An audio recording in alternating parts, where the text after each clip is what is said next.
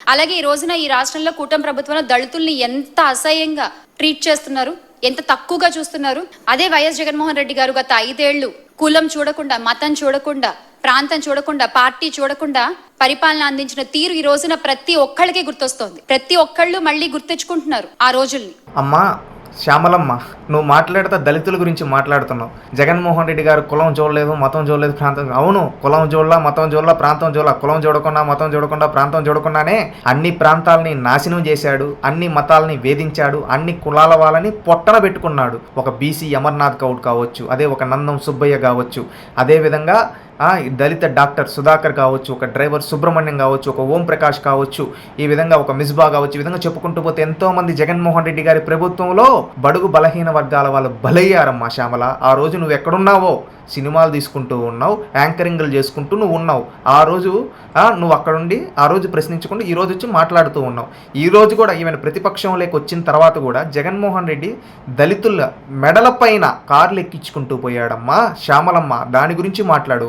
సినిమాల్లో ఇచ్చినట్టు స్క్రిప్ట్ చూసి మాట్లాడడం కాదు, సజ్జల రామకృష్ణారెడ్డి ఇచ్చిన స్క్రిప్ట్ను పెట్టుకొని ప్రెస్ మీట్లు పెట్టడం కాదు. గుర్తుపెట్టుకో, ఈరోజు ప్రతి బడుగు బలహీన వర్గాలకు కూటమి ప్రభుత్వం అండగా నిలబడుతూ ఉంది. బీసీలందరికీ, చేనేతలకు కావచ్చు, అదేవిధంగా నాయ బ్రాహ్మణులకు కావచ్చు, ప్రతి ఒక్కరికి అండగా ఉంటూ వాళ్ళకి కావాల్సిన సబ్సిడీలు, అదేవిధంగా వాళ్ళకి భరోసా ఇస్తూ ఉన్నారు. అదేవిధంగా గుర్తుపెట్టుకో అమ్మ, చంద్రబాబు నాయుడు గారు దళితుల్ని కారులో కూర్చోబెట్టుకుని దళితులింటికి ప్రతి నెల పేదల సేవలో అని దళితులింటికి వెళ్తూ దళితులకు అండగా, గిరిజనులకు అండగా, మైనారిటీలకు అండగా ఈ విధంగా నిలబడుతూ ఉంటే జగన్మోహన్ రెడ్డి ఏమో ఈవెన్ అధికారంలో వాళ్ళ గడపలు కూడా దొక్కల, కనీసం ప్యాలెస్లో కొనుక్కో ఉన్నాడు. ఈ రోజు అధికారం పోయిన తర్వాత వాళ్ళ తలలపైన ఎక్కించుకోబోతూ రాజకీయం చేస్తున్నాడు. ఇప్పటికి కూడా వాళ్ళ ప్రాణాలు తీసి తెలుసుకోండి శ్యామల గారు. ముఖ్యంగా మహిళలైతే నిన్నటికి నిన్న మీరు అమలుపరిచిన బస్సు పథకం కూడా చూసాం కదా. ఫ్రీ అన్నారు. డబ్బులు తెచ్చుకోకుండా టికెట్ కొనుక్కోవడానికి వస్తే అయ్యో ఇది ఫ్రీ కాదమ్మా అంటారు అక్కడ వాళ్ళు. మళ్ళీ వాళ్ళు వెళ్ళి డబ్బులు తెచ్చుకుని టికెట్లు కొనుక్కోవాల్సిన పరిస్థితి. బస్సుల ముందు ఇది స్త్రీ శక్తి సంబంధించినది కాదు, ఇక్కడ వర్తించదు ఆ పథకం అని చెప్పి బోర్డులు పెట్టుకుని తిరుగుతున్నారు. ఇంకేంటి మీరు ఇచ్చింది? ఫ్రీ బస్సు గురించి మాట్లాడుతున్నావు. నువ్వేదో ఒక స్టోరీ చెప్తున్నావు, డబ్బులు తీసుకోలేదు, డబ్బులు తెచ్చుకున్నానని. నీకు అంత డౌట్ ఉంటే, నీకు నిజంగా ఆధార్ కార్డు ఉంటే శ్యామల గారు మీరు వెళ్ళి ట్రై చేయండి. ఆర్డినరీలో ఎక్కండి, ఎక్స్ప్రెస్లో ఎక్కండి, పల్లె వెలుగులో ఎక్కండి, ఎక్కడైనా ఎక్కండి, మెట్రో ఎక్స్ప్రెస్లో ఎక్కండి, మీకు ఫ్రీగానే ఇస్తారు. ప్రెస్ మీట్లు ఏసీ రూమ్లో కూర్చొని ప్రెస్ మీట్లు పెట్టడం కాదు, గ్రౌండ్లోకి వెళ్ళి చూడండి. ఫ్రీ బస్ సక్సెస్ అవ్వడంతో మీ చేత స్క్రిప్ట్లు ఇచ్చి జనాలు మిమ్మల్ని తిట్టుకునే విధంగా, మీ తోటి మహిళలే మిమ్మల్ని తిట్టే విధంగా చేస్తున్నాడు జగన్మోహన్ రెడ్డి. శ్యామల గారు గుర్తుపెట్టుకోండి. ఎందుకు ఈ విధంగా మాయ మాటలు? మీ అక్క రోజా గారేమో 5 బస్సులకే అంటుంది. రాష్ట్రం మొత్తం మీద 8,458 బస్సులకి ఇస్తూ ఉంటే, రాష్ట్రంలో ఉండే 76% బస్సులకి ఫ్రీ బస్ ఇస్తూ ఉంటే మీ అక్కేమో 5 బస్సులకి అంటుంది. మీరేమో ఫ్రీ బస్సే లేదు, వర్తించడానికి బోర్డులు పెట్టారని చెప్పి అబద్ధాలు చెప్తారు. ఇవన్నీ జనాలు చూసి వీళ్ళేంది ఇంత కొండగొరిల్లా ఉన్నారు, మనమేమో ఫ్రీ బస్సుల్లో హాయిగా తిరుగుతూ ఉంటే ఈరోజు మన పనులకి అన్నిటికీ మనకు ఒకప్పుడు నెలకి 4,000-5,000 ఖర్చు అయ్యేది. ఈరోజు స్త్రీ శక్తి 0 ఫేర్ టికెట్తో మనం వెళ్తూ ఉంటే వీళ్ళేమి ఇట్ట చెప్తున్నారు, వీళ్ళ నాయకుడికే బుర్ర లేదనుకున్నాం, వీళ్ళకి కూడా బుర్ర లేదా అని చెప్పి మీ గురించి మాట్లాడుకుంటున్నారమ్మా శ్యామల గారు.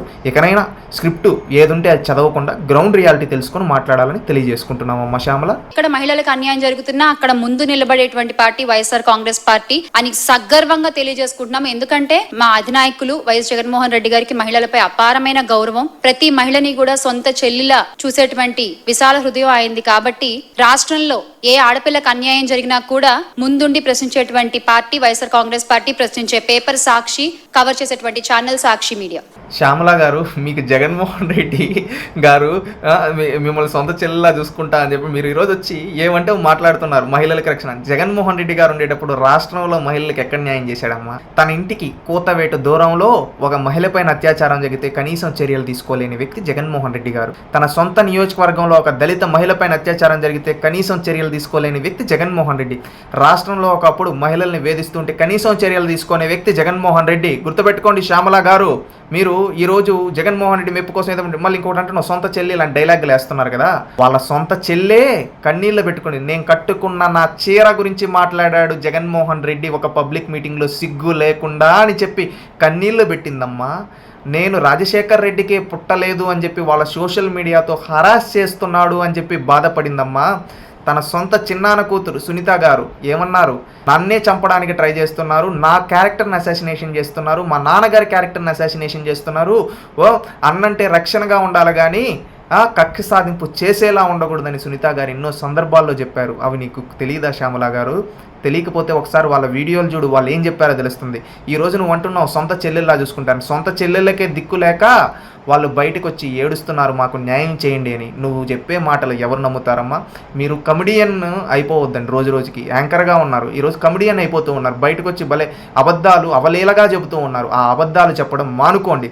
మహిళలకి రక్షణ ప్రశ్నించే ఛానల్ సాక్షి ఛానల్, సాక్షి టీవీని, అదే సాక్షి ఛానల్, అదే సాక్షి టీవీలో మహిళల్ని వేశ్యలు అని చెప్పి ఒక ప్రాంతానికి సంబంధించి ఆంధ్రప్రదేశ్ రాష్ట్రానికి సంబంధించిన మహిళల్ని వేశ్యలు అని అంటే ఎకిలి నవ్వులు నవ్వారు. తెలుసా అమ్మ శ్యామల? ఇవి తెలుసుకో.